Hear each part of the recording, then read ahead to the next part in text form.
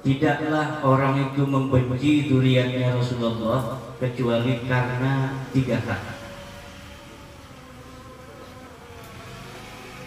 Imma ayyakuna walada zina. Boleh jadi dia itu adalah anak zina. Yang kedua, imma ayyakuna munafiqah. Bisa jadi dia adalah seorang yang munafik. Siapa munafik? Orang yang pura-pura Islam, pura-pura iman kepada Allah, tapi hatinya sebenarnya tidak beriman kepada Allah. Dia bersama orang-orang mukmin hanya untuk mengelabui orang-orang mukmin. Wa imma ayyakuna abu jama'u mahu fi ghairi kufri, atau ayahnya ketika berhubungan dengan ibunya dalam keadaan tidak suci, ibunya dalam keadaan haid, kemudian dari hubungan itu jadi dia. Kalau orang tidak termasuk 3 di antara itu, insya Allah kepada dzurriyyatnya Rasulullah Muhammad SAW tidak akan ada rasa hikid, tidak akan ada rasa benci. Walaupun umpama dzurriyyatnya Rasulullah itu menzahirkan perbuatan yang tidak elok. Ngajak debat yang mau didebatkan apa? Ini masalah sejarah, masalah penelitian. Bagaimana kita berdebat dengan orang yang tidak tahu metodologi penelitian? Ini masalah sejarah. Bagaimana kita berdebat dengan orang yang tidak ngerti sejarah? Dalam sejarah ada proses namanya heuristik, ada proses yang namanya kritisisi sumber, ada proses yang namanya interpretasi sumber, ada proses yang namanya historiografi, ada proses yang namanya interpolasi yang diduga oleh seorang peneliti terhadap suatu manuskrip. Bagaimana kita berdebat dengan orang yang tidak paham dengan metodologi semua itu?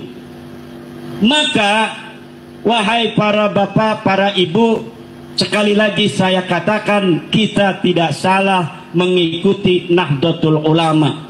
Dari tahun 26 sampai sekarang sudah 100 tahun, dan insya Allah ila yaumil qiyamah Indonesia tetap jaya, Nahdlatul Ulama juga tetap mengawal Indonesia ila yaumil qiyamah. Mohon maaf Kiai, instruksi walaupun ini ceramah umum karena jamaah yang hadir rata-rata awam. Tadi disampaikan ini biar membumi tema kita malam hari ini. Satu tadi soal Pancasila, saya kira jamaah sudah paham semua.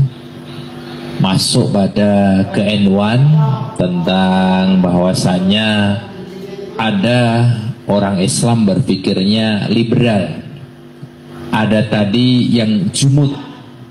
Lah kita NU seharusnya tawasud, kira-kira begitu.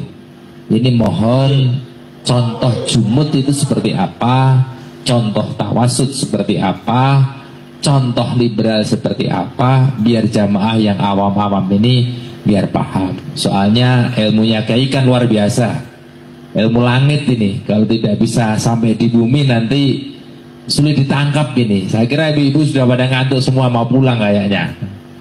Gitu, di belakang-belakang juga mulai usrek gitu. Iki opo iki kok wangel iki nompo iki. Lah ini soalnya pelajaran ini doktoral ini. Sedangkan yang diajar ini sebenarnya semuanya NU lahirnya ini. Bahkan sebelum lahir itu sudah NU. Tapi sayangnya gurung pati ngaji. Nah, gitu silakan ini Pak Kiai. Ya.